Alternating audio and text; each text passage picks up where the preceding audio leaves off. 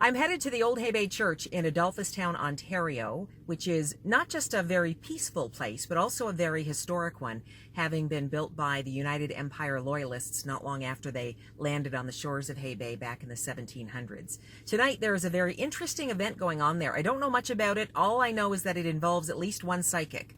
So you'll get to see the history of the Old Haybay Church, learn a little more about that if you don't already know much about it, and also maybe we'll see some paranormal activity. Who knows? Let's make our way there and find out what happens.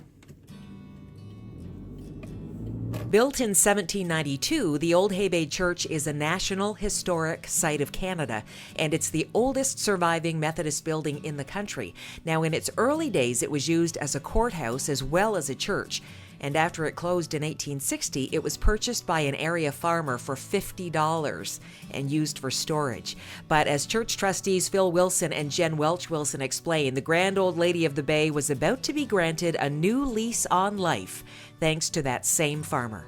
The story has it that he kind of always wanted the church to come back to be a church. He wanted to preserve it, and they ended up buying it back in 1910.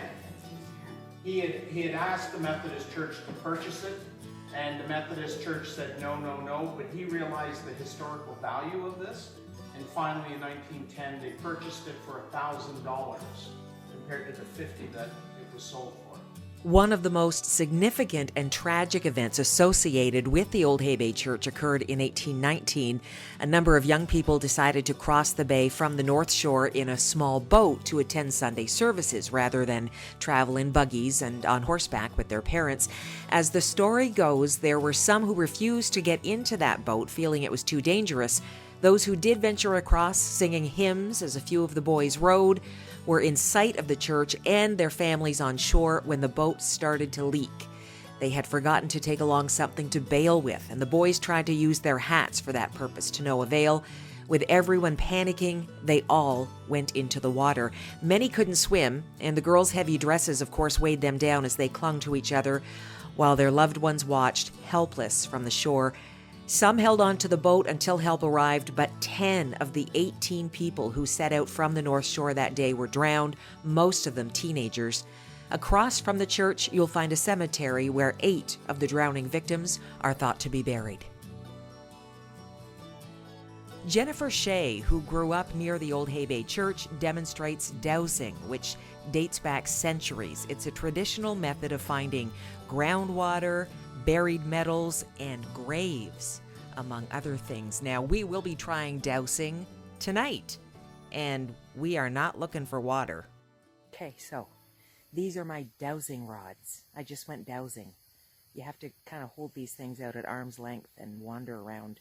My group is still doing it, and to be honest, it kind of looks like a bunch of zombies wandering around.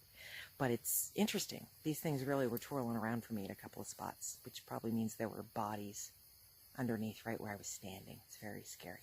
And we actually went inside the church. We kind of connected with like spirits. Dennis and Dora, not Dora the Explorer, Dora, and a little boy named Billy who's 5. This paranormal event at the Old Haybay Church is being hosted by Corey, Eric, and Elliot with Phantoms of Yore. Now, some might call them ghost hunters, but their work also showcases heritage sites across Canada, highlighting the historical significance and sharing the folklore, mysteries, and yes, ghost stories that surround these sites. Our group was part of an EVP, or electronic voice phenomenon, session inside the church where we asked questions of those on the other side, hoping for a ghostly response. How do you get those ghostly responses? Well, one person in the group wears a headset connected to the spirit box, which emits this constant, loud, staticky sound. You can't hear anything else around you. You can't hear the questions that your group members are shouting out. And the static is just punctuated now and then by the odd murmur, and sometimes, if you're lucky, you can hear a full word or a short phrase, which you then have to convey to the group. So I had a chance to wear the spirit box for a few minutes. Does anybody else want to try before we switch to the dowsing rods?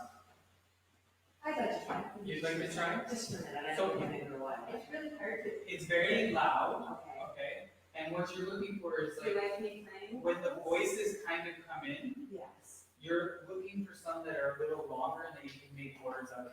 Okay, If you hear the word, say it out loud, okay. okay? Yeah. So we've been saying 3 specific names. Is there anybody other than Dennis, Dora, or Billy? It's one.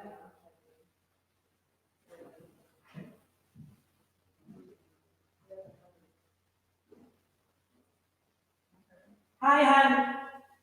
Oh, is that you? I heard that from years ago on it too. Oh, so that's you messing with their machine? You make the numbers go higher than 69? I'd like to hear you knock. The window. Yeah, you can knock on the window. Last year I led a worship service here, and I referred to it as a thin place. And a thin place is a Celtic belief that it is a space that brings you closer to God. Whether you are Christian or not, a thin place resonates with a lot of people. It's something that just brings you closer to whatever higher power you might believe in. And I'm a believer that this is a thin place.